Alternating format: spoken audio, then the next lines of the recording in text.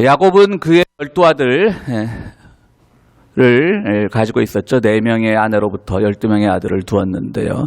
그 12명의 아들이 결국은 다 이스라엘 대표하는 12부족이 되었고요. 그 12부족을 자세히 말하자면 거기 이제 레위 부족은 제사장 부족이라 12부족에서 빠지게 됐고요. 또 마지막에 요셉은 두 아들, 다른 다들 형제인데 형제들의 조카뻘인 요셉의 두 아들이 요셉의 지파를 2개로 물려받아서 그렇게 해서 12개가 되는 겁니다. 그래서 12부족이 되는 것이고요. 그것은 예수님 당시에 바로 12제자로 이렇게 연결이 되는 그러한 구조를 갖고 있었습니다. 특별히 그 야곱은 요셉을 총애했다 그러죠. 우리가 거슬러 올라가면 야곱이 자기 외삼촌 라반의 집에서 종살이를 할 때 사실 라헬, 영어식으로 하면 레이첼이죠. 레이첼을 아내로 갖고 싶었는데 외삼촌은 그를 좀 더 부려먹기 위해서 계속 미루다가 본의 아니게 레이첼과 결혼하기 위해서 마지막 그의 언니인 레아와 그리고 몸종들과도 다 결혼을 하면서 아내가 4이나 되어버렸습니다. 특별히 그래도 라헬을 더 사랑해서 그녀의 소생이었던 요셉에 대한 총애가 더욱 깊었던 것이죠. 그런데 오늘 요셉을 보면 참 어릴 때부터 문제가 많았던 사람입니다. 오늘 본문을 통해서 미루어 보면요, 어떤 일이 있습니까? 형들하고 같이 양을 치다가 형들에게 항상 형들이 잘못한 점을 아버지에게 고자질했다. 그런 형제 있으면 골치 아프죠. 근데 그 아버지도 문제예요. 야곱도 요셉을 너무 사랑해서 그에게만 아름다운 옷을 입혔다, 좋은 옷을 입혔다. 그것은 채색된 옷, 물감이 들어간 옷이라는 뜻입니다. 그 당시만 해도 섬유 기술이, 염색 기술이 좋지 않을 때이기 때문에 그에게만 정말 돈을 들인 비싼 옷감으로 옷을 입혔다는 얘기고요. 하여튼 여러 가지로 말썽을 많이 피웠습니다. 근데 하루 또 꿈 얘기도 해요. 꿈 얘기를 하더니 하루는 내가 꿈을 꾸었는데 형들이 쌓아놓은 11개의 볏집단이 내 볏집단을 향해서 절을 하더라. 그 다음날 또 꿈을 꿨대요. 그 뒤에 이번에는 해와 달과 11개의 별들이 자기에게 절을 하더라. 그 이번에는 사랑하던 아버지, 그를 총애하던 아버지 야곱조차도 꾸짖었어요. 야, 그런 말 하지 마라. 오늘 11절 마지막에는 그럼에도 불구하고 그는 그 말을 염두에 두었다라고 하는 그게 나오는데요. 요즘 현대 교육이 너무 경쟁 교육이고 서열화시키는 교육이라 다들 우리나라에서도 특별히 우리 고국에서도 교육의 문제점이 많지 않습니까? 그러다 보니까 여러 가지로 이제 덴마크식 교육을 배우자, 어디식 교육을 배우자 하는데 이렇게 잘난치 않은 학생들 하나 있으면 반 분위기도 망치고 가족 분위기도 망치게 되어 있습니다. 그렇죠? 여러분들 자녀를 이렇게 요셉처럼 키우시면 안 됩니다. 그런데 여러분 유일하게 이 요셉을 칭찬하는 곳이 어딘 줄 아세요? 대형교회들이에요. 대형교회들. 야, 여러분 요셉의 꿈을 가지십시오. 그는 어릴 때부터 형들이 절하는 꿈을 꾸었습니다. 아버지와 어머니, 형제들이 다 절하는 꿈을 꾸었습니다. 여러분들 꿈을 가진 사람은 승리합니다. 꿈꾸는 자가 오는도다. 여기 그런 책도 있어요. 강모 목사님이 쓰신. 여러분 이 경우를 다 내놓고 이게 성경이 아니라고 생각해보고 누구한테 이런 애가 있대 그래 보세요. 다들 칭찬하나요? 참 자녀 교육 잘못 시켰네. 그 애가 오냐 하니까 버릇 되게 없이 컸네 하는데 유일하게 교회에서만 이런 인성이 칭찬을 받아요. 그게 문제점 아니겠어요? 그럼 요셉이 어떻게 결국 그것 때문에 그는 형들의 미움을 받아서 노예 상인들에게 팔려가게 되는 그런 운명을 우리는 잘 알고 있습니다. 분명히 요셉 하면 꿈의 사람인 건 틀림없어요. 꿈을 많이 꿨어요. 그것도 정신분석한 사람들의 분석을 따르면 정신적으로 불안했기 때문에 꿈을 많이 꿨다라는 말도 하는데 성경 얘기니까 그렇게 정신분석학까지 동원할 필요는 없고요. 어쨌든 꿈이 많았던 사람인 건 맞습니다. 그러나 그 꿈이 과연 그를 그렇게 성공으로 이끌었을까요? 그렇지는 않을 겁니다. 그래서 요즘에 구약학자들은요, 이 창세기 37장부터 창세기 50장까지의 이 요셉의 이야기를 조셉스 드림이라고 그렇게 말하지 않습니다. Giver of Dream, 꿈을 주시는 분의 이야기가 주제라고 얘기합니다. 그렇습니다. 우리가 아무리 꿈을 가지고 소망을 가져도 하나님이 주시지 않으면 그 꿈은 이루어질 수 없는 거예요. 이거는 이 37장부터 주제는 그에게 꿈을 주었던 하나님이 주제인 것이지 꿈을 주시는 분이 주제인 거지. 야, 내가 꿈을 꾸면 모든 것을 할 수 있고 나는 모든 사람의 심지어 형제자매 아버지 어머니까지 나한테 절하는 출세를 할 거야. 이런 거는 아니라고 하는 것이죠. 근데 대부분의 대형교회에서 성공과 복음을 혼동하는 목사들에 의해서 최고로 성공한 것이 가장 축복받은 거라는 그 논리를 좋아하는 목사들에 의해서 갑자기 창세기 37장부터의 주인공이 요셉이 되어버리는 겁니다. 꿈을 주시는 하나님이 주제여야 되는데 내가 자꾸 꿈을 잘 꿔서 이렇게 출세했다라는 겁니다. 어쨌든 요셉은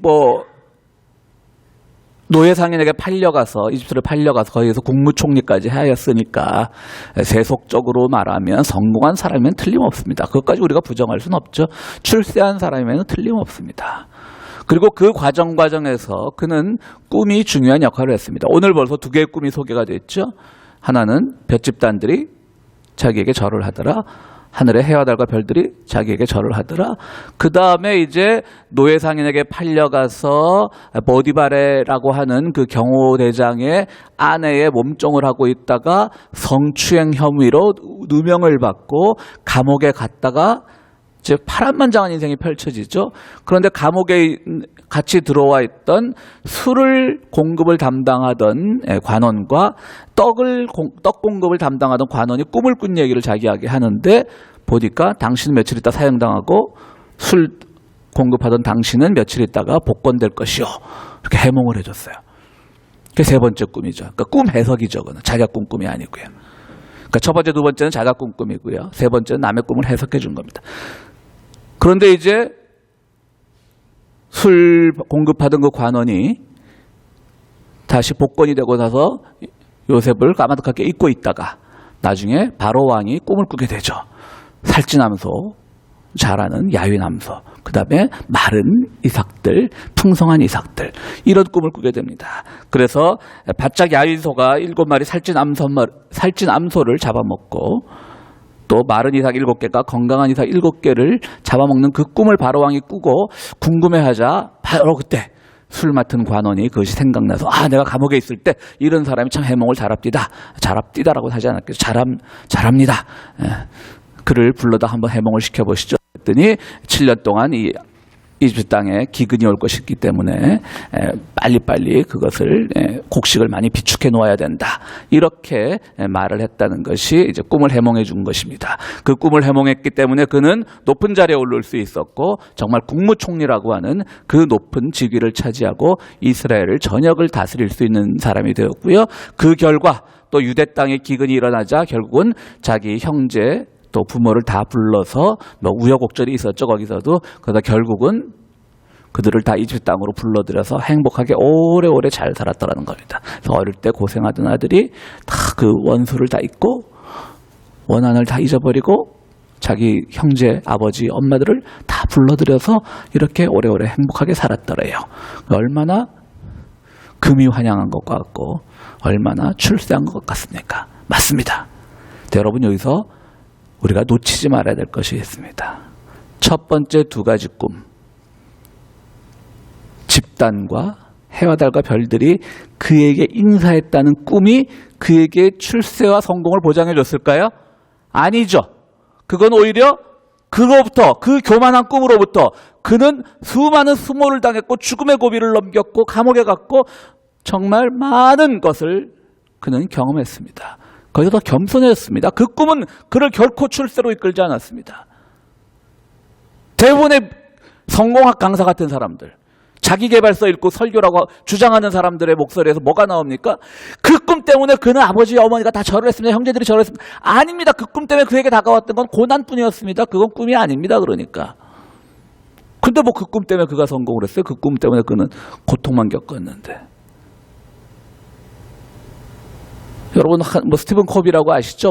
성공하는 사람들의 7가지 습관 그래갖고 그 수백만 부가 팔리고 정말 출판 재벌이 됐죠. 몇 해 전 기사 보니까 파산했더라고요. 자기도 성공을 예측 못했던 거죠. 자기는 파산하는 책을 쓴 거예요, 결국. 하여튼 그런 수많은 성공학 강사들 책이 오늘날 복음과 혼동되고 있는 것이 오늘의 현실입니다. 최근에 한국의 출판계 기사를 보니까 한국의 출판계에서 여전히 지금 그런 자기계발서나 성공학 책들이 베스트셀러인데요. 몇 명이 고소를 당했더라고요. 표절이에요, 표절. 그냥 이책저책 해서 그건 좋은 얘기만 다 짜집게 한 거예요. 근데 짜집게 하다 보면 그럴듯하게 해야 되는데 그냥 너무 전문, 심지어는 뭐 4, 5페이지를 그대로 베낀 것도 있대요. 그래서 본래 그 책을 출판한 출판사에서 이 짜깁게 한 출판사를 고소하고 그런 일이 며칠 전 제가 신문에서 봤는데요. 그 성공이라는 게 얼마나 사기가 가득한 말이란 걸 우리가 알 수 있습니까? 여기서 사기의 참말입니다. 그러면 과연 요셉의 꿈은 무엇일까? 마지막 세 번째, 네 번째 꿈은요, 다른 이의 꿈이었습니다. 그의 꿈이 아니었습니다. 해몽을 해준 겁니다. 그것으로 인해서 그의 꿈에 대한 생각이 바뀐 겁니다. 월터 브루지먼이라고 구약학자는 그래서 이 자리에서 뭐라고 얘기를 하냐면, 본래 요셉이 꿈꿨던 꿈은 퍼스널 드림이라는 거예요. 퍼스널 드림. 그러니까 개인적 꿈이었다는 거예요. 인간적 꿈. 앞에 두 개의 꿈은. 근데 뒤에 두 개의 꿈은 퍼블릭 드림이라는 겁니다. 공적인 꿈을 꿨다는 겁니다. 사적인 꿈이 아니라 공적인 꿈을 꿨다는 겁니다.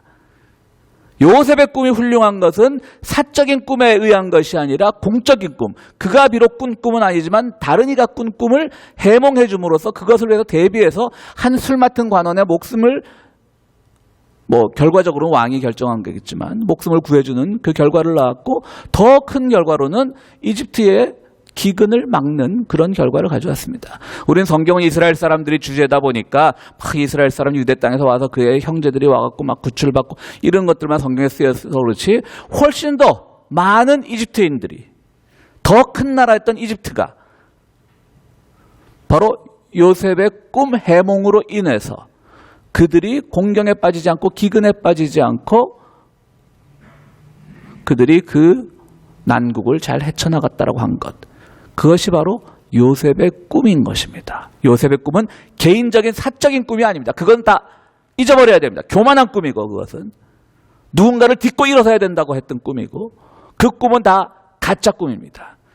그는 많은 실현의 과정을 거치면서 꿈이라는 것은 공적인 기능을 해야 된다고 믿었던 것입니다.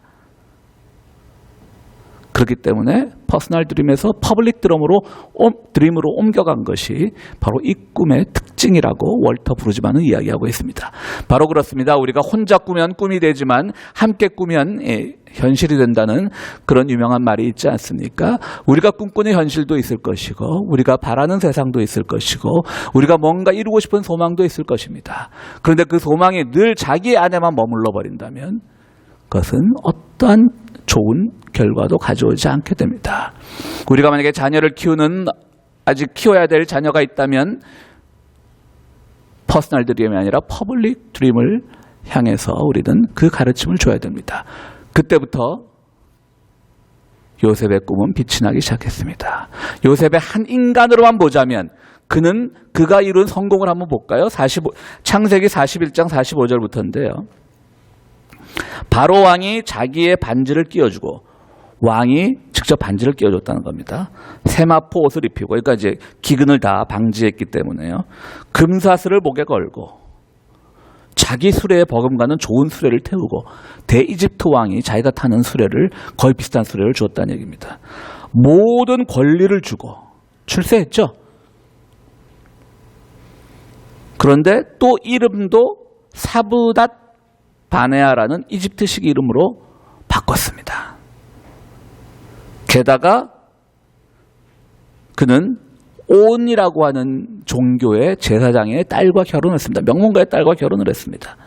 온이라고 하는 종교는 태양신을 섬기는 종교입니다. 그리고 그들의 가르침은 strength, 힘, 뭐 이런 겁니다. 그러니까 성공 이런 거죠. 막 성공을 추구하는 제사장의 딸과 결혼했습니다. 요즘 우리가 한일 관계가 시끄러운데 비교해보면 뭐죠? 친일파 됐다는 얘기예요. 사브레 바네아로 창씨 개명했죠. 일본의 어디 뭐 신도나 뭐 이런 이상한 종교 사제의 딸하고 결혼했죠. 그래갖고 뭐 일본에서 뭐 백작 자기도 수여했죠. 그 당시엔 출세일 수 있지만 지금 우리가 얼마나 친일파라고 욕하고 있습니까? 그런 사람들. 사실 요셉은 그런 점에서 개인적인 성공을 한 사람이 아니에요. 그가 굳이 성공으로 평가받는다면 그는 퍼블릭 드림을 이루었기 때문이에요. 퍼스널 드림을 이룬 게 아니라. 요셉은 꿈꾸는 사람이 아니었어요. 꿈을 해석하고 그것을 가지고 준비한 사람이었어요. 그럼에도 불구하고 자꾸 말씀드리지만 오늘 바로 이러한 아주 치졸한 인간성을 가진 교육을 받은 이 요셉의 그 행위 자체가 평가받고 칭찬받는 데는 교회밖에 없다니까요. 설교단밖에. 그건 아주 나쁜 사람이에요. 아주 어릴 때부터 잘못 배운 사람이에요. 설사 그런 꿈을 꿨다 할지라도 조용히 이 꿈이 뭘까? 내가 이렇게 교만해지지 않게 하나님 나를 도와주세요. 이렇게 했어야 정상이지. 그걸 대놓고 자랑하고 뭐 그러다 팔려가서 고생 막 하고 말이죠. 오늘 제가 그 목회 서신에도 제가 쓴 글은 아니지만 올렸지만요. 물론 폭력이라는 것은 배격해야 되지만 1974년에 미쓰비시 대표적인 전범기업이죠. 이번에 우리가 미쓰비시랑도 그 강제징용 그 재판이 걸려갖고 일본이 저렇게 날뛰는 거죠.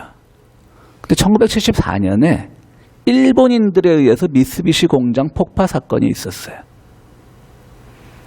왜냐하면 일본이 전범 기업이기 때문에. 그리고 70년대 막 일본이 정말 이제 경제 대국으로 막 성장할 때잖아요. 막 뭐 이미 다 성장했을 때잖아요. 그러니까 그걸 기반으로 해서 막 이제 해외 퍼져나가려고 그러는 거예요. 전범 기업이라는 것에 대해서는 사과나 사죄 한마디도 없이 점점 국제 기업이 되려고 그러니까 뭐 그 당했던 한국 사람도 아니고 필리핀 사람도 아니고 태국 사람도 아니고 일본 청년들이 미쓰비시를 시도를 했었어요. 그들의 본래 계획은 사실 공장만 폭파하는 거였는데 이상하게 그들의 계획이 잘못돼서 인명을 살상하게 된 비극이 됐고 그들은 다 사형을 당했어요. 결국은. 그런 점에서 그 뭐 폭력을 우리가 여기서 되새김질해서 잘했다라고는 할 수 없지만 저는 그 나라의 백성들이 그 나라가 가져야 할 그 꿈을 가지고 함께 꿈을 꾸는 세상을 만들고 싶어 했다는 것, 그 점은 높이 사고 싶어요. 그래서 오늘 글을 쓴 후지 다케시라고 하는 분으로 글을 제가 주보에 옮겨놨는데요. 그분은 바로 그때부터 일본의 군국주의는 누구도 제어할 수 없게 되었다는 거예요. 70년대 초반까지만 해도 그런 시민단체들이 많았는데, 일본 군국주의를 반대한 시민단체들이 많았는데 그들이 실패로 함에 따라서 이제는 일본이 오늘날 같은 이런 군국주의 망령을 다시 되살리고 있다고 하는 것이죠. 그들은 함께 꿈을 꾸고 싶었던 사람입니다. 일본이라고 하는 막 경제적으로 부흥하는 나라에서 그들의 꿈만 꾸자면 얼마든지 그들은 일본에서 좋은 혜택을 받고 좋은 교육을 받고 좋은 직장을 얻어서 일본의 경제 성장이 막 극심하던 그 1970년대에 좋은 삶을 살 수 있었을 겁니다. 좋은 차를 타고. 일본 차가 좀 좋습니까? 그러나 그들은 거기서 퍼블릭 드림을 위해서 희생했던 겁니다. 우리 일본이, 우리 조국 일본이 그렇게 가서는 안 됩니다. 아시아의 과거에 잘못한 것을 반성하고 그 반성의 기초 위에서 미쓰비시가 됐건 뭐가 됐건 대기업으로, 국제적 기업으로 성장해야지, 그거는 반성조차 하지 않고 이렇게만 나가는 것은 일본이 옳지 못합니다라고 하는 꿈을 가졌던 사람들인 거예요. 다시 한번 말씀드리지만 그들의 결과가 폭력적인 것에 대해서는 누구도 잘했다라고는 할 수 없지만 그들은 궁극적으로 딱 한 명은 죽여야 된다 그랬대요. 그래도 그 미쓰비시사를 폭파시킨 그 폭탄은 본래 뭐였냐면 천황이 타고 지나가기로 했던 철교에 설치하려던 폭탄이었다는 게 나중에 증명이 됐어요. 여러분은 양심적이지 않습니까? 이제 폭력 부분은 빼자고요. 자꾸 말씀드리지만.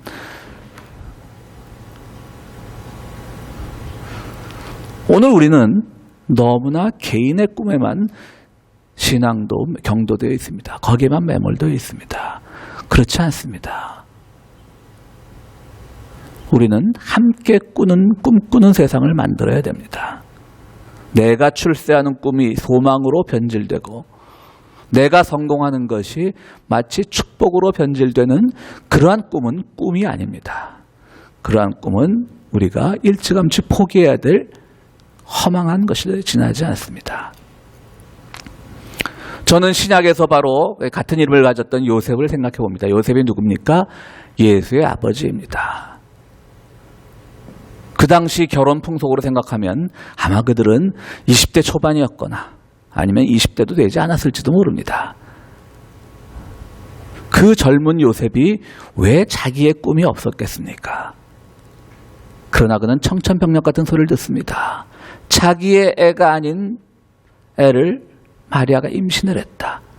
마리아는 꿈을 통해서 천사로부터 그 계시를 받습니다. 그는 묵묵히 마리아를 통해서 태어날 아기가 세상을 구원할 존재라는 걸 알고 마리아의 꿈을 후원했습니다. 왜 그런들 야망이 없었겠습니까? 그러나 그는 성경에서 예수의 친부라는 그 명예로운 호칭까지도 받지 못하는 그냥 말없이 그의 인생을 희생한 사람입니다. 그로 인해서 예수님은 마리아의 후원 아래 그의 사역을 펼칠 수가 있었던 겁니다. 모든 설교의 중심은 예수 그리스도가 되어야 되는데 예수 그리스도가 어디서도 세상 사람들을 나를 향하여 절할 것이라고 꿈을 꾼 것을 말한 적이 없습니다. 그건 오히려 희생을 말하였고 고난을 얘기하였고 자기 절제를 얘기했던 분입니다. 바로 그 예수의 삶이 우리의 삶이 되어야지 뭐 한낱 야 요셉이 꿈꿔서 이집트 가서 출세했다더라. 그 출세한 게 뭐예요? 요즘도 뭐 저는 뭐 옳지는 않다고 생각하지만 자녀들이 결혼하는데 뭐 반드시 뭐 종교와 같아야 된다라고 생각하지 않지만 그럼에도 불구하고 그 당시 기준으로는 이방 종교의 사제랑 결혼한 거예요. 그게 무슨 출세예요? 창시개명했어요. 사브렛 바네아로. 그게 무슨 출세예요? 자꾸 그런 식으로 교회에서 가르치니까 사람들이 수단 방법을 안 가리고 교회에서 나온 출세해야 된다고 믿는 거예요. 창시개명을 해도 좋아. 누구랑 결혼해도 좋아. 여러분, 함께 꿈꾸는 세상을 만들어야 됩니다. 함께 꿈꾸는 세상 속에는 내가 꿨던 꿈은 희생될 수도 있고 다른 이의 꿈이 더 존중받아야 될 때도 있습니다. 그러나 주님께서 바라시는 세상이 바로 그 세상이었고요. 여러분들도 여러분들 개인의 욕망을 위한 신앙이 아니라 함께 만드는 세상을 위한, 함께 꿈꾸는 세상을 위한 그 꿈을 꾸어나가는 여러분들이 되시기를 간절히 바랍니다. 우리 함께 기도하시겠습니다.